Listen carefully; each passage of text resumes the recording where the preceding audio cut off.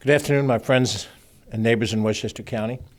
I speak to you today in this most difficult and challenging time, a time in which we're all being tested for our stamina and our perseverance as Americans and as individuals.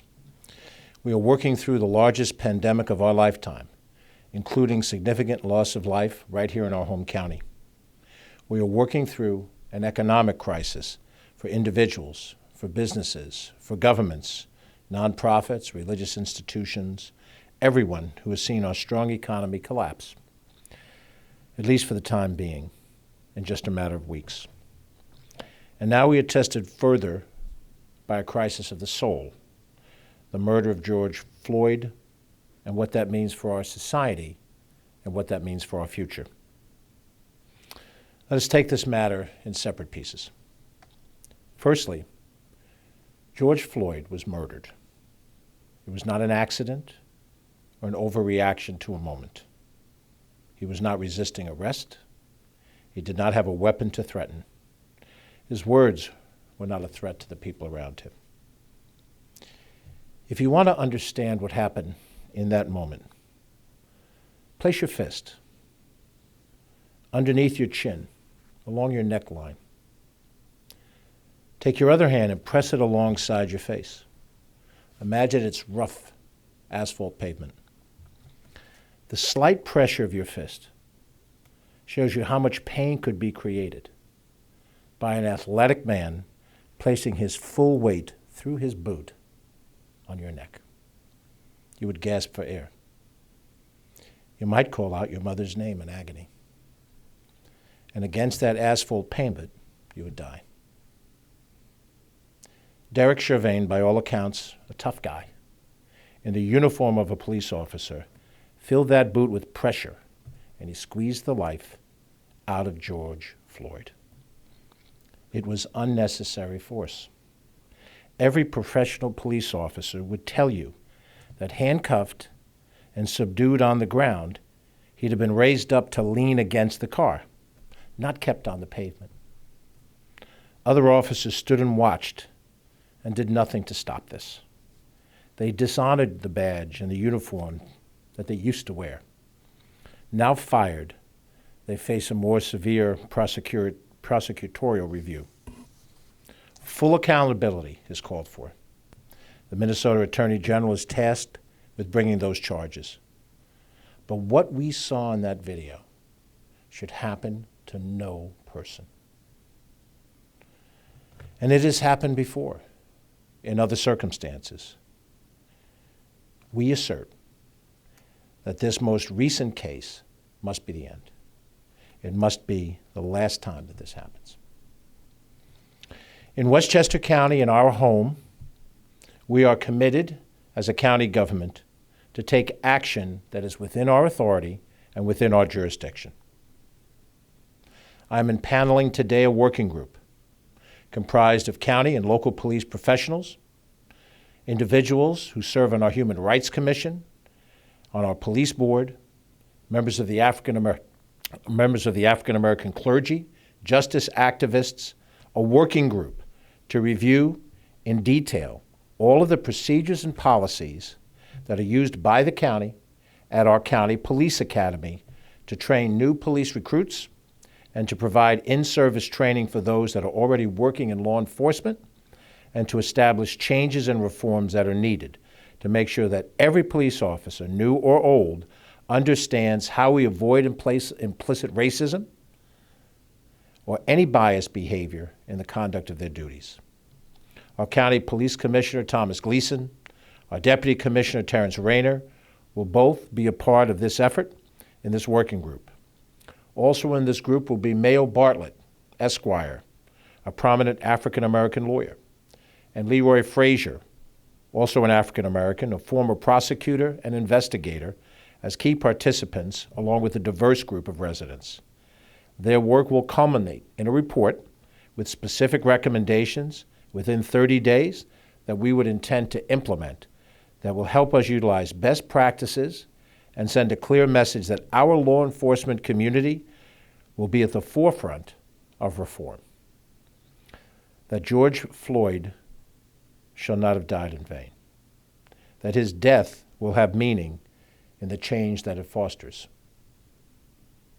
The county's Human Rights Commission, under the leadership of Reverend Doris Dalton, her members, and our executive staff, Tajesh and Chala, are beginning a process to create a series of conversations countywide that will involve individuals, virtually for now, in person as soon as that is possible, to discuss the issues that underlie this racism and to talk through our diversity and our experiences, to try to get a greater understanding for a greater number of people of how we go forward as a country, but more importantly as a county.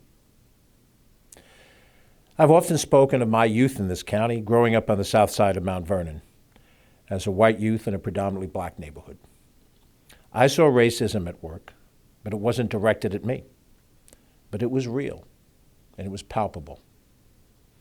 No white man can understand what a black man feels or experiences, any more than a man can understand the harassment of a woman. The way people of one background treat people who are different. For the black community, it is even more. Chattel slavery for 150 years on this continent. Jim Crow, segregation, and prejudice for another 100 years. And for the last 50 years, still a combination of small indignities and the prejudices of everyday living. The economic prejudices that aren't expressed with violence to the person, but the violence of institutions and bureaucracies. No government can wipe out human prejudice. Prejudice is taught from the baby's bassinet. It's nurtured over the years through a society. But we must be found on the side of racial justice in the final analysis. President Lyndon Johnson, in passing the Civil Rights Act of 1964, said on national television for the first time, an American president, "We shall overcome." A Southerner in the White House using the words of the protest marches of that day to signify efforts to end racial barriers. 50 years later, with certain progress made, we are still a long way away from completing that task. I realize now I will not live to see that completion, but we must continue on that path. We honor George Floyd's death by bringing his murderer to justice. We honor his sacrifice by making our police policies refreshed and new again. And we salute the many men and women who honor that badge every day and protect us and perform to the highest level of services. Those men and women of law enforcement are not guilty. But those who practiced their task with a prejudice and a hatred are guilty. Across Westchester yesterday, in New Rochelle, in Hastings, in Peekskill, in Ardsley, men and women marched and rallied and met to protest, to call for new policies. They met in peace, within the bounds of civil discourse in a free democracy. They conducted themselves with honor, and the police who worked alongside of them did so as well with honor. I'm proud of that, Westchester. On our television sets across the country, some acted with dishonor. They used the tragedy of George Floyd to compound tragedy by burning buildings, and worse, using the opportunity to loot and to obtain consumer goods. They burned out the stores of black businessmen who operate in their community. And they gave license to those who would repress dissent with a heavy hand by their own use of violence. I don't doubt that there were agent provocateurs in the crowds, those of both extremes, the far right as well as the far left, who want to see our civil society collapse. Some of them want a boogaloo war. Some want anarchy. We state in firm terms, we make no bargain with those who would destroy our lives and our property as wanton lawbreakers. They are not protesting injustice. They are advancing a selfish desire for chaos. We stand firm against that chaos. There is righteous anger built up over the years. There is a desire to exact some penalty for crimes that stretch far beyond the murder of George Floyd. We cannot undo the evil that was done in past years, but we can right the ship, and we can do what is right now. For what is the alternative? To battle on and to bloody each other?